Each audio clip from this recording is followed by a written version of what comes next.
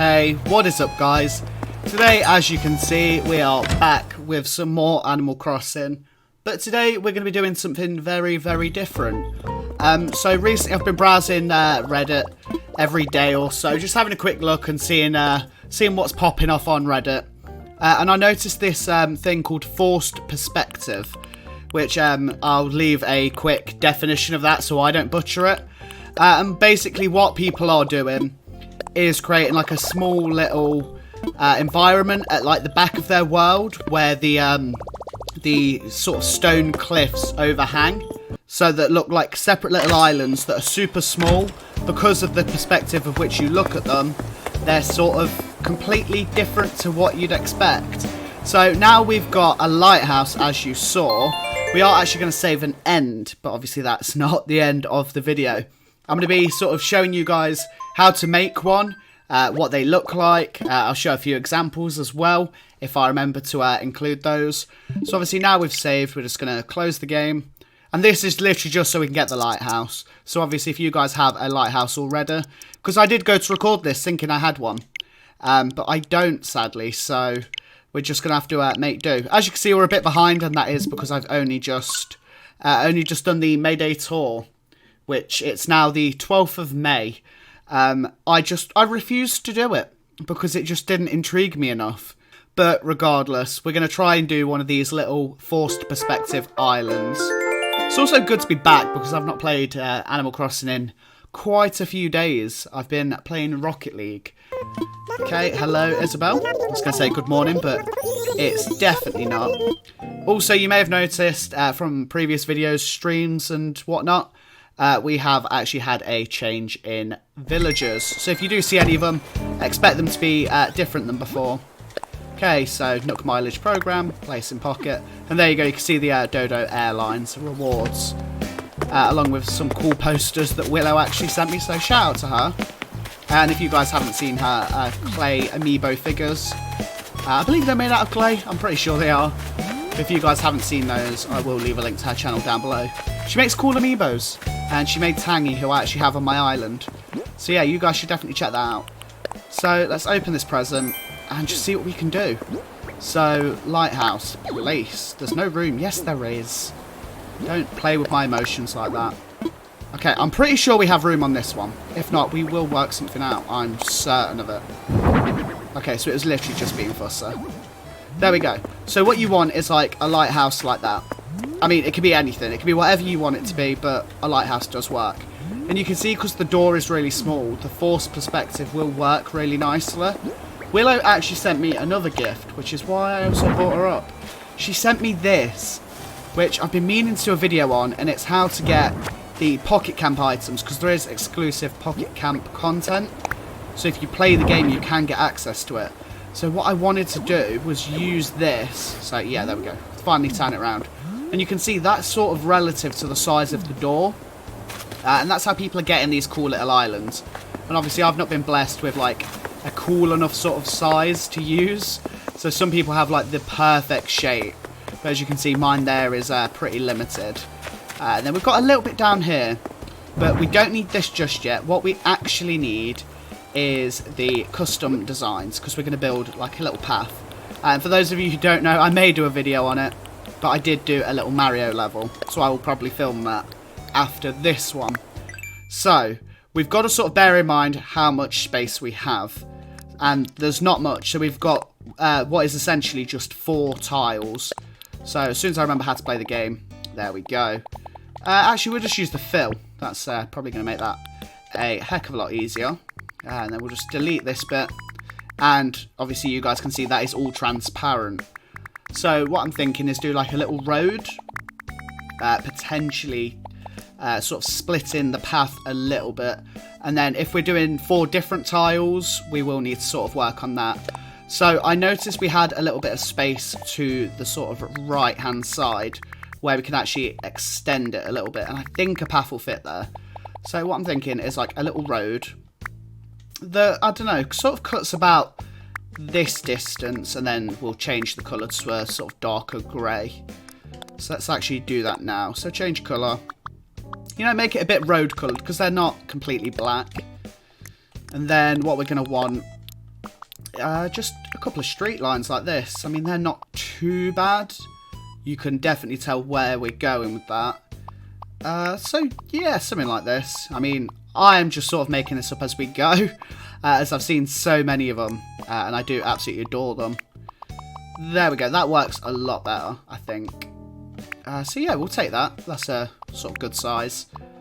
And then it works kind of nicely with that. There we go. That's the mistake. Perfect. So, as you can see, cute little road there. And then, obviously, this wouldn't be complete without some grass, but I want a slightly different colour. So, kind of dark, meadowy style grass. So, let's get a bit creative with this. So, we want some sort of shape into the grass. You know, we don't want it too perfect. And then maybe, like, I'm thinking like a little beachy area. So, and I mean, we're literally just running with this. This is completely off the cuff. I'm not following any designs, sadly. I wish I had one. But people seem to keep their secrets on the good old Reddit. So, you know, but I will leave a link to a few of the ones I like that I got sort of inspiration from. I know quite a few people have done it now, but there was one sort of original post that caught my attention, should we say. We could even have like a little lake. I think that would be kind of cool. Or like a sort of lake going to a river which cuts into that. Yeah, I kind of like that, you know. That looks kind of cool. And then, of course, if we edit the colour here, we can make sort of a sandy colour. I don't know. I think that works for sand. I mean, you can definitely tell what that is. Like, let's face it.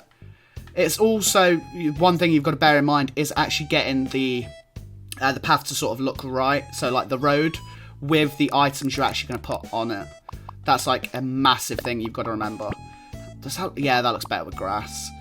And then maybe cut, I'm thinking, like, a couple of pixels there. Yeah, that looks loads better. I really like that. And, I mean, you can even add sort of a different colour here. Sort of blend it a little bit.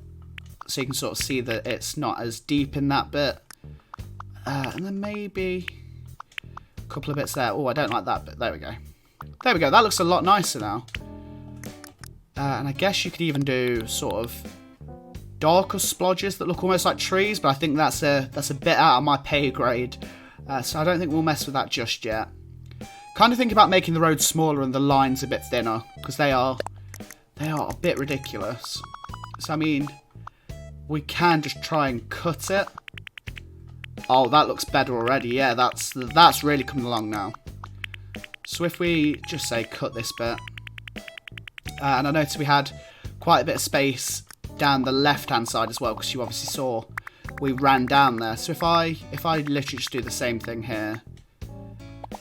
So I don't massively like the fact it's off-center. But as it is 5 pixels, you guys who have messed with this tool all know that you can't really do much with 5 pixels on a perfectly square grid.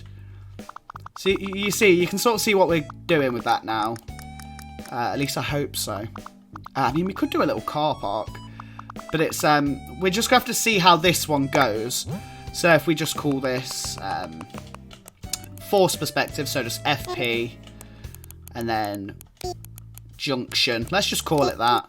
And like I say, we are just doing this junction. I think that's how you spell it. Definitely is. But we're just sort of doing this off the cuff. But I'm very happy with that. I do like the way that works there. So, just hope paths can go on this bit now, I guess. Oh, of course they're not there, are they? Custom designs, FP junction, display on the ground. Okay. Okay, that's very cool. I do like that, actually. But it wasn't in the right place. No, it's still not there, no matter how much I wish it was. Okay, FP junction, display on ground. No, you're still doing it wrong, dude. Okay, we might have it this time. Again, not that. And I'm going to keep that in the video just because, just to show that, you know, I can't seem to get this right. And just to show the struggle that goes into making these. Okay, so I think based on the size of the camper, which we can now use, we're going to need slightly bigger roads. So what I'm going to do is we'll cut it here, and then I'll sort of fast forward to where I've got a better sense of scale for what we need to do, so how big the roads need to be and whatnot, as we do want to make this sort of as perfect in the little space as we can. So I'll quickly cut it here. I might add like a time lapse and sort of show what happened, but yeah, I'll see you on the other side when we have a slightly better design.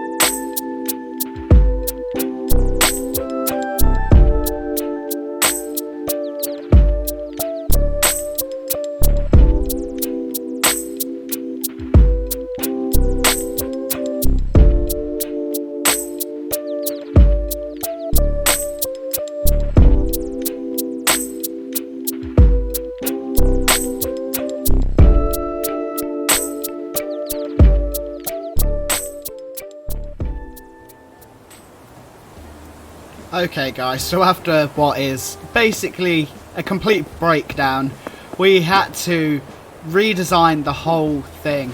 So as you can see, the design went from this very miniature one, where we had a nice junction and a road. It had to become a road and a road corner, because that was sort of the only thing that fit the style. So I mean, we can add grass either side, but as we are, like I say, stuck to this sort of 2x1 confine, we can't do much. But I mean, hey, we can drag the little camper van along, and you know, it looks like it's driving, which is cute. I mean, or technically, if we actually place it just right, we can have it sort of look like it's pulled over to sort of enjoy the view, and it's sort of just parked up, you know. That looks dead nice as well. And then if we have another tiny item that could potentially fit here, I mean, maybe we can do something similar. But yeah, that is a very basic idea of forced perspective. My limited creativity and space obviously hindered it a lot, but you guys at least now know what it is. You can get some cool ideas, and hopefully you can do some yourselves. Hopefully the next project we embark on is a lot easier to do than this one, that's for sure. But if I do have like an update to this, or I do work out any cool micro environments that I want to show you guys, I'll make sure to make them as a video. And if there is any other type of video you do want to see, let me know in the comments down below, or you can message me on Twitter, Instagram, or Discord. If you join the Discord, there's 50 of us, I believe, so far. I think we hit our 50th member today, so make sure you come along there. Super nice community.